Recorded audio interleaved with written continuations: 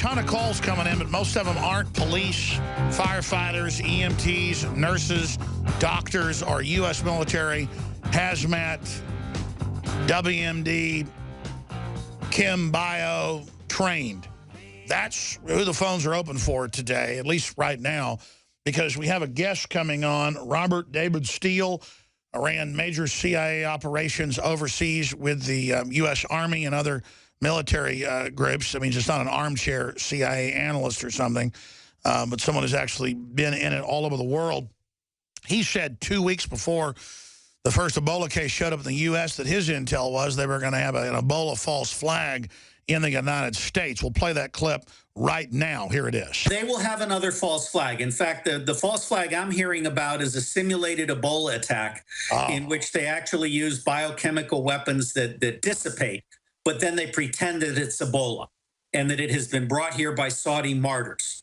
Okay? So no, we have not reached the end of the false flag line. However, what we have reached is, I did my first graduate thesis on predicting revolution, and there's full videos up on Infowars.com. I want to hear from the medical workers because they're the people you notice that are getting it from someone who was allowed to fly in from Africa. And to Rick Perry's credit, he's finally saying shut down the flights. Like Jindal said 3 weeks ago, and Boehner said a week ago, and Rand Paul said 3 weeks ago he's a medical doctor, and Ted Cruz said 3 weeks ago. Now, or 2.5 weeks ago, now Rick Perry is saying it makes sense, it's common sense. The White House says there's no threat from these flights, but that's how it got here. And here's why people are panicking. You can say thousands die a year from the flu, but that happens all the time. The flu is a very viral, airborne virus, so it infects millions, tens of millions, and then you get thousands that end up dying, mainly with compromised immune systems. One inflated estimate's 35,000. You've been hearing that forever. Most medical doctors I talk to and CDC people say it's more like 5,000. And that's people that have diabetes or had heart problems or are already sick in the hospital. But still, it's a serious issue. The reason this is a big deal is that it kills 70% of people that are in an area that has good medical care, 90% if you're in Africa, 91%. I mean, you notice it killed this guy that had U.S. treatment. And they don't know if one of these nurses is going to make it. And you can believe they flew all over the place. And there's all these other flights, hundreds of flights coming in today full of West Africans. You can believe, common sense tells you it's going to spread. And people don't see the border being controlled. That's been open since January, completely wide open. All these mystery viruses coming across the southern border. The sickest people in Latin America coming here on record to get free health care. You've got Obama letting West Africans fly in.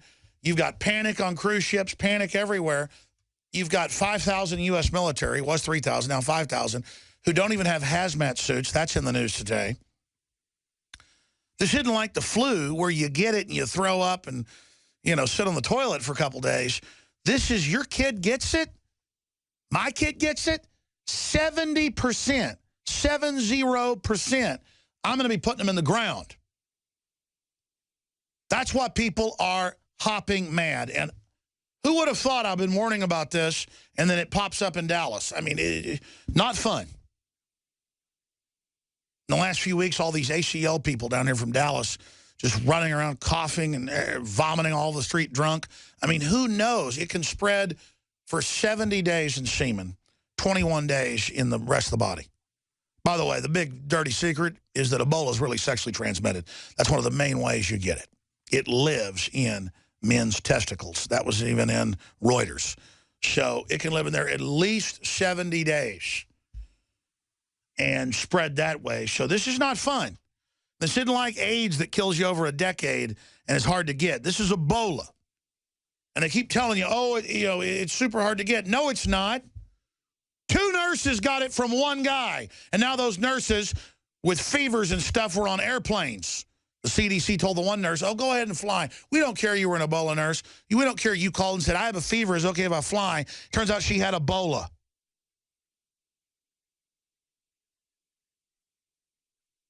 So that's why I'm concerned. I want to hear from you on this subject.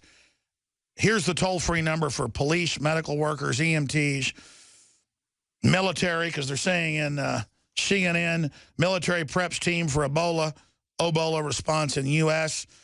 The U.S. military has a quick strike team equipped to provide direct treatment to Ebola patients out of the United States. A Defense Department official told CNN's Barbara Starr today. The Pentagon spokesman later confirmed portions of the official information. Well, Obama announced these military SWAT teams last week, which is all for pure show. If you wanted to stop it, you'd shut down the borders and you would stop the flights like everybody else did months ago, including the African countries surrounding it. But they've got news articles out by the White House. They run Media Matters saying I'm a racist because I've said to control the borders. There's Kurt Nemo's article just broke at Infowars.com. Pentagon prepares strike team for Ebola. And see, I'm not for tyranny, locking people up when they have drug immune TB or resistant or this. But if you don't, then it spreads and then they lock everybody down. Don't you understand that? Oh, it's incredible. We're going to go to Jim in FEMA Region 6. Texas is part of that. Medical worker. Then we got John, who's a chemical op specialist. And we've also got aircraft mechanic wants to comment. I'd like to hear from custodians that have got to work on these airplanes that are striking because they're full of vomit and everything coming out of West Africa. Again, you can pull it up.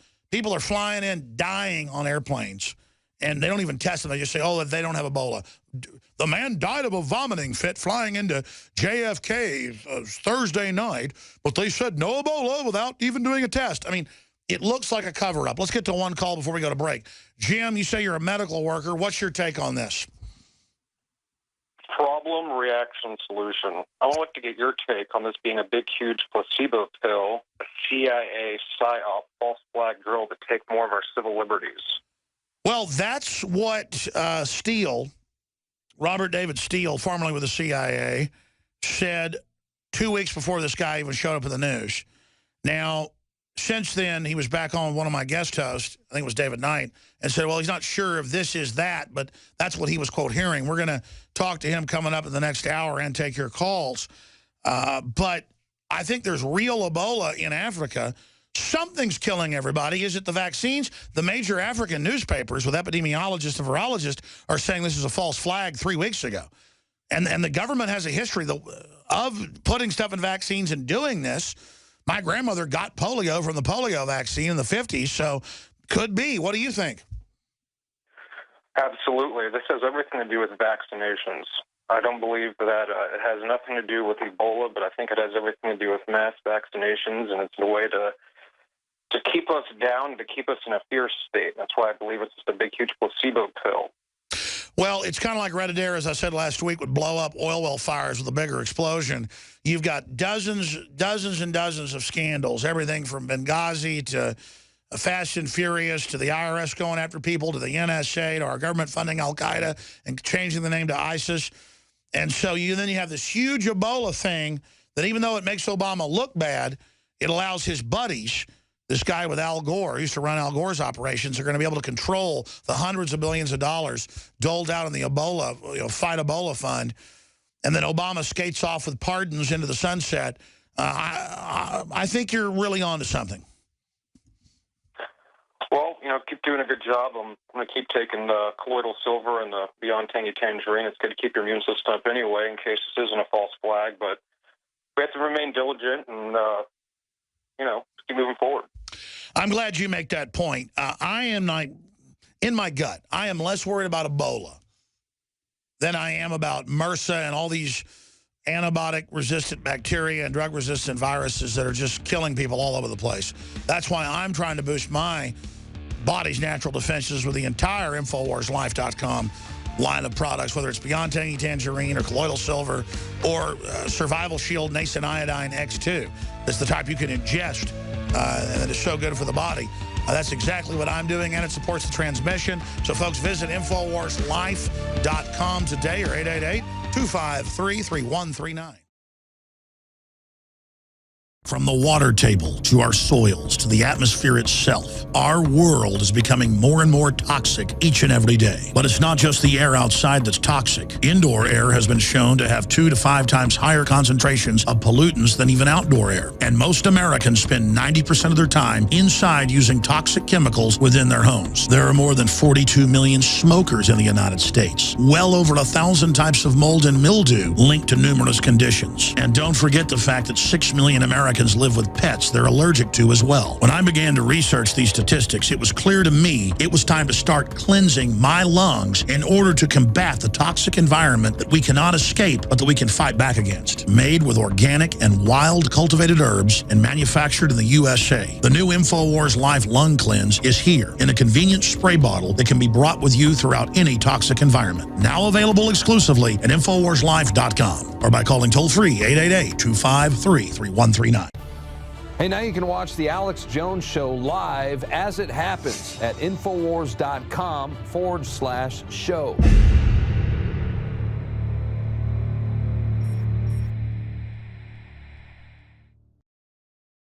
We're going to open the phones up as well for West Africans that live in the U.S. or Africa. What's your view on this? For U.S. military personnel, National Guard, Obama's talking about sending you over there. What's your take on that? What do you think about the regular Army, 5,000 being sent to 5 different, well, they're mainly in 3 of the 5 African countries hit by Ebola without proper hazmat gear? I want to go to Spiro and John and others. John's a chemical ops specialist. Wants to talk about Ebola, vector spreading. We have an aircraft mechanic wants to comment. Yeah, I'd really love to hear people that work in the aircraft industry having to be around this stuff coming in from West Africa. The vomit everywhere. Oh, the guy died vomiting. Everything's fine. I was reading the New York Post. It was like minutes after they landed, they declared it was not Ebola with no test. That really freaks me out. There's no danger. This nurse that had Ebola that flew on 4 or 5 aircraft flights with a fever gave it to anybody. Baloney. Bravo, Sierra. Again, I want people to wake up to this and take action now before it starts spreading. The feds are going to start taking action once it's out of control as a power grab. You can bet your bottom dollar on that.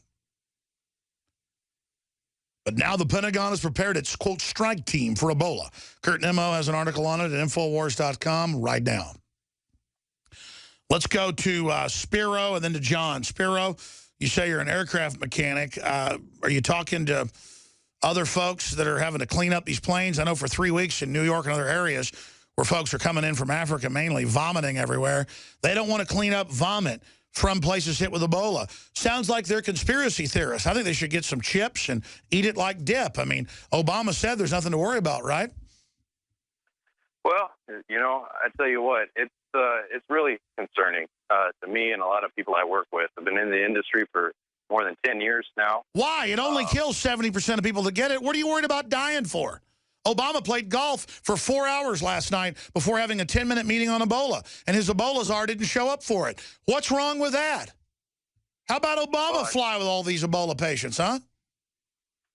Well, absolutely. All right. If there's no big deal. Well, he says that he hugs and kisses the nurses, which totally gives you a false sense of security. Yeah, you know. And by the way, if you have a business, you didn't build it either. Do you believe any of that? No, not at all. Yeah, exactly. You know, I work for, I'm a contractor, and we do third-party maintenance for a major domestic airline here. And, you know, so the facility I work at issued a memo where it states that they don't perceive the Ebola to be any kind of a threat to the employees or contractors. Oh, good. Like Great. that. You know, they haven't issued any kind of, you know, meetings or any kind of extra gear or anything. You know, they have these UV lights that say that they can kill the virus within 10 minutes, you know. Well, that's actually true. That's actually true. Are they running the UV lights through the planes? No, we don't have them. We need them. That's what I'm saying. Oh, you know, got it, yeah. Measures in place, you know, and then the World Health Organization came out and said that one guy you were speaking about that died on the flight, they said, oh, no, not Ebola. They were kind of alarmed by how can you come to that conclusion so quickly? Yeah, he's coming from Nigeria. He dies vomiting. Everything's fine. Don't be worried. You know, and I see people around here at work that that don't, think to wear just simple things like latex gloves when they're over there messing with the seats or whatever. And I go over there and I'm saying, kind of halfway holding my breath on my way over there. But I mean, I'm like, hey, maybe you should wear some gloves or a mask or something, Well, they're in the news saying people are canceling flights. It's already hitting the economy in fear. Right now, it hasn't spread massively. So from the numbers I've seen, it's not that big an issue for the casual flyer. But if you're cleaning airplanes in New York or other East Coast places full of West Africans coming in and there's vomit and stuff, absolutely that's a major threat. God bless you. I appreciate your call. I mean, if you work in a major hospital, if you are a cop having to go once quarantining starts, or you're an EMT, I mean, whoa. Look, it's nurses that are getting it. Anybody that comes in contact with these people in a first responder role is the #1 group in danger. And they're not telling those people they're in danger. And that's going to cause a bigger loss in confidence when the Ebola starts spreading. And I say when, it's already spreading. I believe it's going to start spreading. I don't know how bad it's going to get, but clearly they're covering something up. The intellectual data shows it. The geopolitical data shows it. And my gut screams it. We'll see what happens. Maybe if we put enough attention on this, have a big enough strike, call enough attention to it, they may put measures in place that mitigate it. It could be a false flag with a simulant to create a bunch of fear and sell the vaccine they're coming out with in 3 months. I don't know. I just know this. The default positions are being ignored. John in Montana, what's your take on this? Yeah, hi, Alex. My whole thing here is with the disease stacking they got going on. Through the southwest border, they got a whole bunch of illegal aliens coming out. And a bunch of weird viruses killing people. Absolutely. Absolutely. And with some of those is included in the symptoms is coughing, sneezing, scabies will eat your skin. Which creates the hysteria where everybody thinks someone with the flu has Ebola. So they're saying, get your flu shot and we won't quarantine you. But the flu shot's never been guessed properly to stop the flu. It's a total hoax. So what's going to happen is total hysteria this winter. Yeah, and people will start coughing that do have Ebola, and people will become complacent. And that's when I can see the disease spreading well and truly into... Ooh, that's a point I hadn't thought of. The flu, because Ebola has flu-like symptoms the first few weeks, will be the perfect cover for Ebola to spread. Absolutely. And with the people with scabies and everything else, they're going to have open wounds on them. Other people are going to just assume that they've got the flu. And as far as vector spreading goes, these people all throughout the southwest border and these people that have Ebola, they're going to go ahead and meet, and they're going to random locations, these illegal aliens. And that's exactly how you want to do it. You don't want to have it to where it's in a predictable line. That's right. And the head of Southcom, General Kelly, says it'll probably go to South America and cause a huge flood across the border. So why isn't Obama beefing up the border? Again, I want it on record that when this gets out of control, if it does, who allowed it to happen? And hopefully if enough people complain about this, the system may back off. Great points. Thank you so much. We got a lot of callers here. Chris, Dr. Chuck, and many others. Dr. Chuck, who's a medical worker, wants to comment on this from South Carolina. Then we'll talk to Frank and others. Go ahead. Hey, Alex. How you doing today? Just hoping we can try to figure out what's going on. What do you think's happening? Absolutely, buddy. Let me just first preface that I truly believe that this is all about the concept of being able to provide the vaccine, which is then going to get everybody sick ultimately. So I understand that. My wife is also in a more confined healthcare job that she does, and she works for HCA, which is a rather large hospital organization here in America. And to give you some idea of who supports the CDC and funds them, let me just list off this from a bulletin that was put out a few days ago by HCA that was not for external distribution. Let me read it to you. The CDC Foundation, which funds the CDC operation, has received generous funding from a number of donors such as the Paul G. Allen Foundation, the Bill and Melinda Gates Foundation, ExxonMobil, Robert Wood Johnson Foundation, the William and Flora Hewlett HP Packard folks, By the way, for those that don't know, these are all on-record eugenicists, all vaccine front company people, all global government promoters, the same people you hear that underwrite NPR. So amazing. Yeah, that's who's funding this as they're about to come out with a vaccine with God knows what in it. Wow, that's powerful. Send me that memo. Can you scan that or send that to showtips@Infowars.com or whistleblowers@Infowars.com? I will, Alex, I will. And guess what? One of the other CDC Foundation donors is the HCA Hospital Foundation, which has been certified as one of the Ebola hospitals for you to go to in downtown Augusta. Oh, yeah, and they put this known Al Gore employee as the new czar, no medical training, no medical background. Everything we said came true. Everything we've done's been right.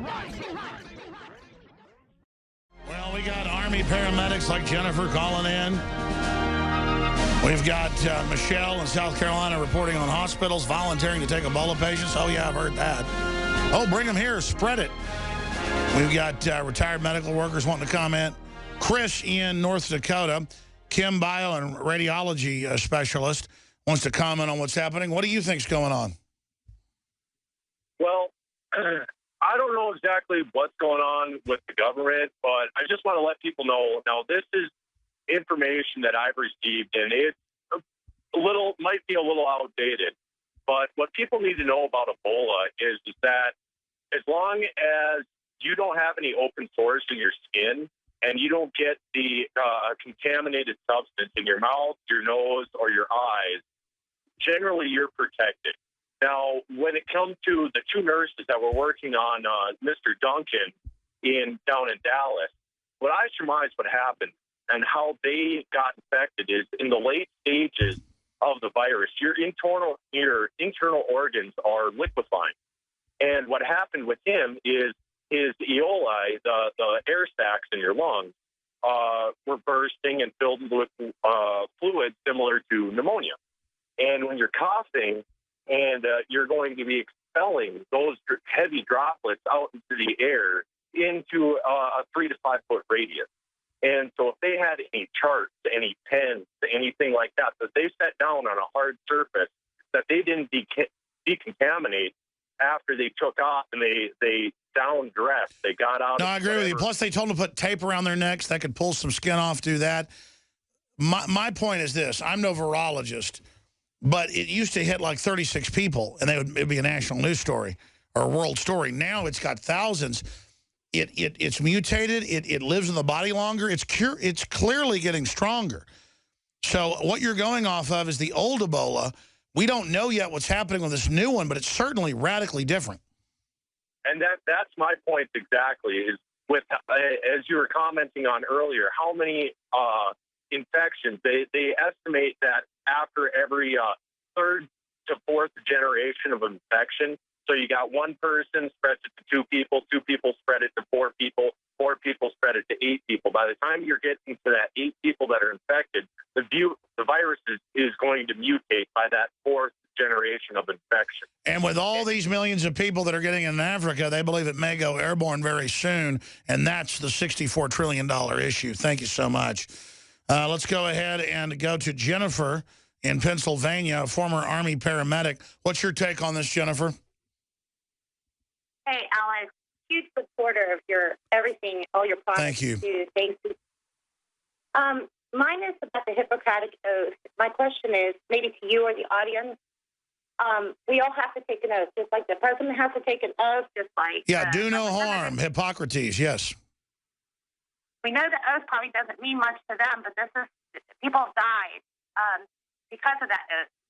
And my question, I don't really know how to phrase this question without making it too confusing, but how far, what does that Hippocratic Oath mean? Does that mean we put ourselves in jeopardy as paramedics?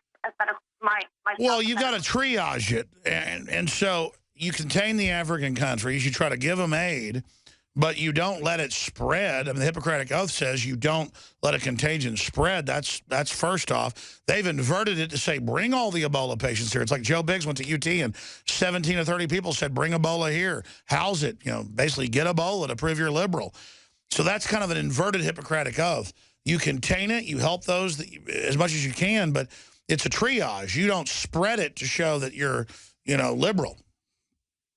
Oh, yeah, I know that. I mean, we take an oath, though, to protect and defend the weak and sick, right? Just like the president takes the oath, but, maybe the oath doesn't mean something, but I know it. Well, exactly, but then you take another oath to this country and to your family. Family first. Well, God first, then family, then the country. So what they need to be doing is protecting our country first. Because if they won't protect this country, they won't protect anything. And the truth is the globalists hate this country and are shutting down our power systems and raising our taxes. And the globalists that have become powerful off this nation have disdain for it. They have no respect for us. Stopping this disease won't be easy, but we know how to do it. Fighting Ebola, the president says a travel ban won't work. So why are so many countries doing it? A national strike is the answer. I'm wearing the same shirt I was when I was in the car with that family. There is zero risk. I said it. There it is. I shouldn't say that. There's no risk.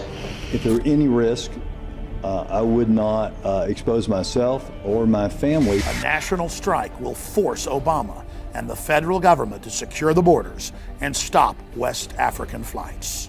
A travel ban is less effective than the measures that we are currently instituting. I have a question for you.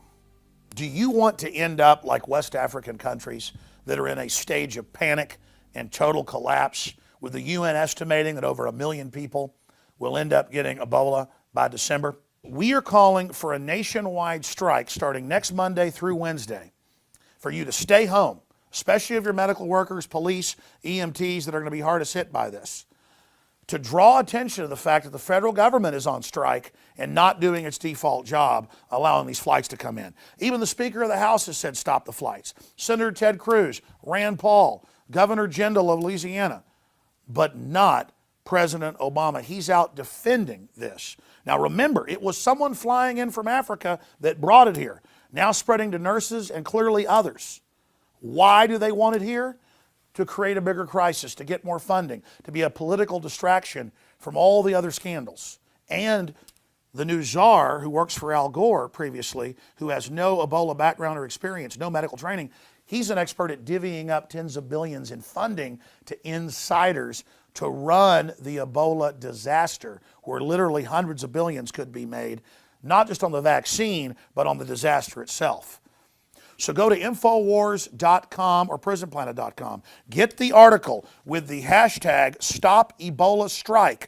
Send it out on Facebook, out on Twitter. Send our article with the videos of the general warning and others so that people understand we don't have to be powerless and just watch the federal government engage in criminal neglect by design. If you're not essential, folks, or people like myself that have got to be on air, self-quarantine is a test. We'll call it a national strike. Call talk radio, call Congress, call the White House, call media. Send out tweets. Be an activist Monday, Tuesday, and Wednesday to fight Ebola and to stop Ebola with the Stop Ebola National Strike. And never forget, if you're watching this transmission, you are the hope, you are the resistance.